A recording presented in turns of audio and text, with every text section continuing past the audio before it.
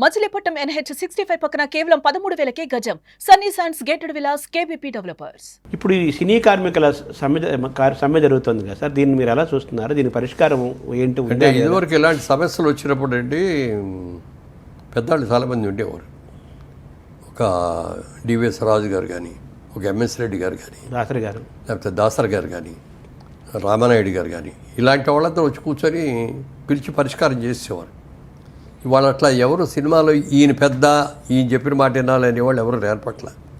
అందుకని ఒకరోజు నేనే వేదిక మీద ఆయనతో కూడా చెప్పకుండా చిరంజీవి గారితో అన్నా, నేను ఒక పెద్ద కావాలి, ఇప్పుడు మీరు అన్ని రకాలుగా పెద్దకి అర్హోత్వం మీకుంది, చేయండి అంటే ఆయన అవుతుందన్నారు. లేదు చేయాల్సిందే అన్నాను. మొత్తం మీద ఒప్పుకున్నారు.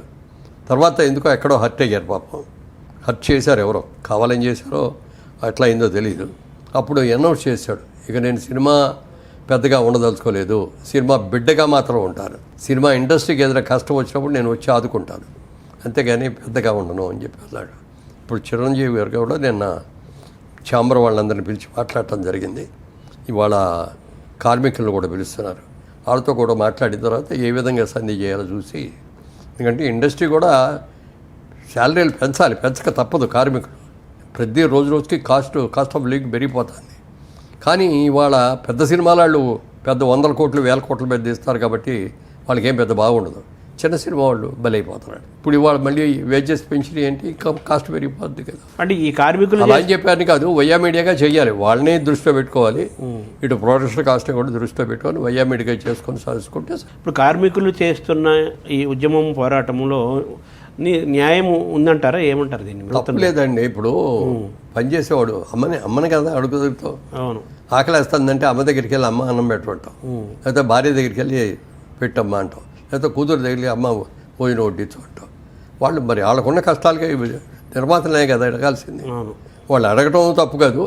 అలా అని చెప్పి గొంతెంపు కొరకలు కోరకుండా దృష్టి పెట్టుకొని నిర్మాత బాగుండాలి, నిర్మాత బాగుంటేనే ఇండస్ట్రీ బాగుంటుంది అనేది డెఫినెట్గా ప్రతి ఒక్కళ్ళు అనుకోవాలి. అంటే ఇప్పుడు ఆర్టిస్టులు కానీ, టెక్నీషియన్స్ కానీ, మరి కార్మికులు కానీ అందరూ అనుకోవాలి. వాళ్ళు చేస్తున్న డిమాండ్ ప్రకారంగానే పెంచితే చిన్న నిర్మాతకి ఇబ్బంది అవుతుందంటారా?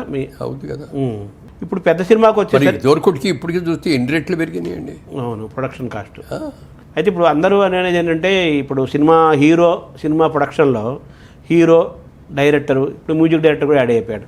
కోట్లాది రూపాయలు మేజర్ పర్సెంటేజ్ అంతా సినిమా ప్రొడక్షన్ దానికంటే మేజర్ పర్సెంటేజ్ అందులోకి వెళ్ళిపోతుంది కదా.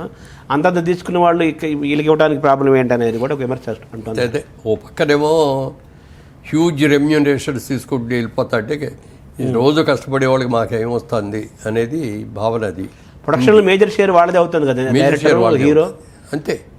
వాళ్ళిద్దరే మెయిన్. వాళ్ళు కొంత మనం ఇండస్ట్రీ నిలబెట్టుకోవాలి అనేది ఉండి కొంత రీజనబుల్గా వాళ్ళు తగ్గించుకుంటే బాగుంటుంది. ఇప్పుడు వీళ్ళు కూడా నిర్మాతలు కూడా వెళ్ళి వీళ్ళే ఆఫర్ చేసేస్తారు. కాల్ షీట్లు కావాలంటే సార్ మీకు ఎంత ఇస్తామండి మీరు చేయండి అని టెంప్ట్ చేసేస్తారు. డబ్బు ఎవరికి చేయదు. అలాంటప్పుడు ఈ వీళ్ళు అంటున్నది వాళ్ళ కోట్లాది రూపాయలు ఇస్తున్నారు, మేజర్ పర్సంటేజ్ వాళ్ళే తీసుకుంటున్నారు, వాళ్ళతో పోల్చుకుంటే మేము అడిగే తక్కువ కదా అనేది వీళ్ళ వాదన.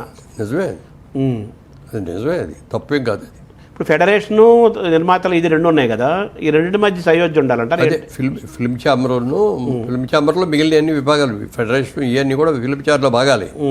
సినిమా ఇండస్ట్రీకి హెడ్ ఎవరంటే ఫిల్మ్ ఛాంబర్ ఆఫ్ కామర్స్. వాళ్ళు చెప్పినట్టే వినాలి, ఏదొచ్చినా వాళ్ళ దగ్గరికి వెళ్ళాలి.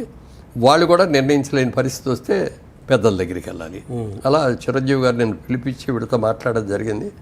కార్మికులతో కూడా మాట్లాడతాను. నేను అనుకోవటం ఈ 1 వీక్ లోపల సెటిల్ అయిపోతుంది. మీరేమైనా పాత్ర పోషిస్తున్నారా ఈ పరిష్కారంలో? ఏమి లేదు సార్. పాపం ఒక్కొక్కరు వెళ్ళిపోతున్నారు. పాత్ర వాళ్ళు మన కోట శ్రీనివాసరావు, ధర్మవరం వెళ్ళిపోతున్నారు. మీకు ఏమైందండి? ఎవరైనా వెళ్ళిపోవాల్సిన వాళ్ళమే అంతే ఉండేవాళ్ళు. ఎవడు పర్మనెంట్ కాదు ఈ భూమి. అది పొద్దున్నే లేచిందా ఇవాళ బతుకున్నాం, ఇంకో రోజు కలిసింది మనకి అది అనుకోవాలి తప్ప అయ్యో నేను అప్పుడే చచ్చిపోతానా ఏంటి, నువ్వు ఒళ్ళలో ఉన్నావు చాలు, నీ పని అయిపోయిన తర్వాత వెళ్ళిపోవాలి అంతే. వయసులో ఉన్నవాళ్ళంటే ఓకే, పెద్దవాళ్ళు అనేది అది సహజమే.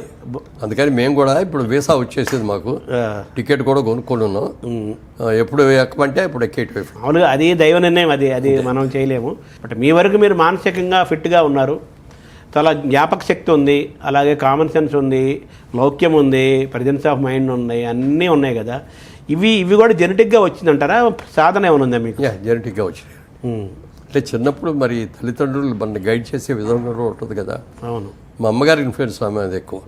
సుమన్ టీవీలో మీ పర్సనల్ అండ్ బిజినెస్ ప్రమోషన్స్ కోసం కింది నెంబర్కి కాంటాక్ట్ చేయండి.